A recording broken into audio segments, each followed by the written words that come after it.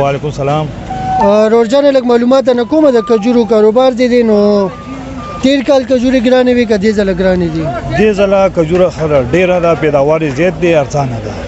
دې ځله لکه کجوره ارزانه ده په دې چې پیداوار یې زیات دی. زیات دی پیداوار ډېر. د پاکستان کې زیات دی؟ پاکستان کجوره هم ډېره ده او د ایران او د عراق هم ډېره ده. ها امپورټ زیات شوی دی؟ ډېر زیات شوی دی امپورټ.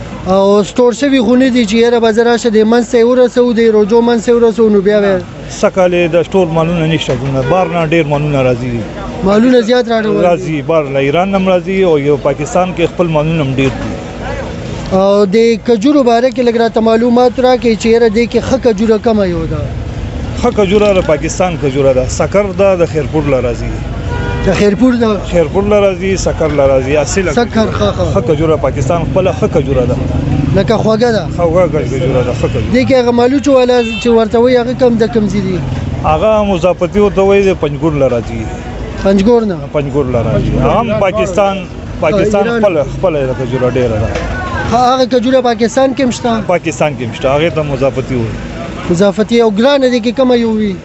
ګرانې بهرنۍ کجورې ګرانې دي، عراق والا ګرانې دي، ایران والا ګرانې. پاکستان کې کومه کجوره چې خپله ده او خپله کېږي هغه ارزانه. ښه دې کې د ایران والا کومه یو ده او د پاکستان والا لږ یو دانه روچته کوي؟ دا ایرانۍ ده.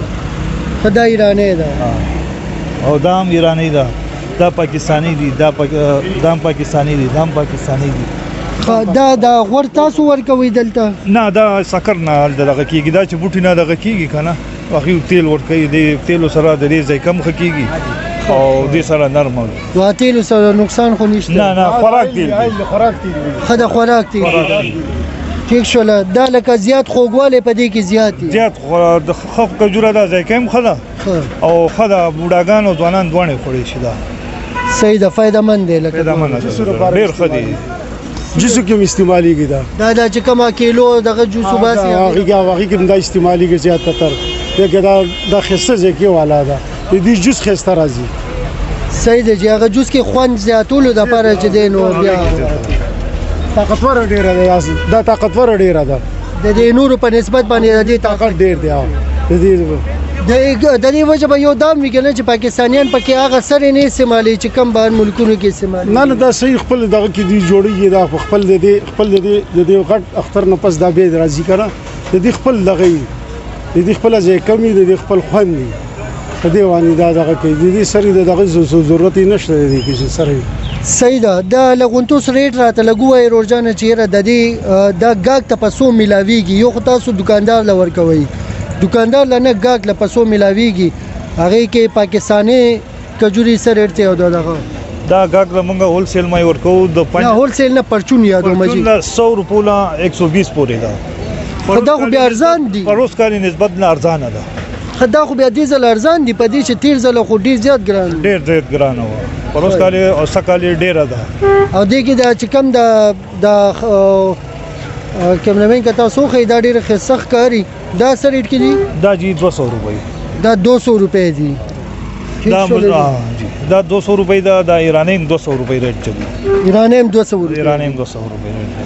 ٹھیک شو جی. ناظرین دا د کجورو دام خوش نصیبي ده.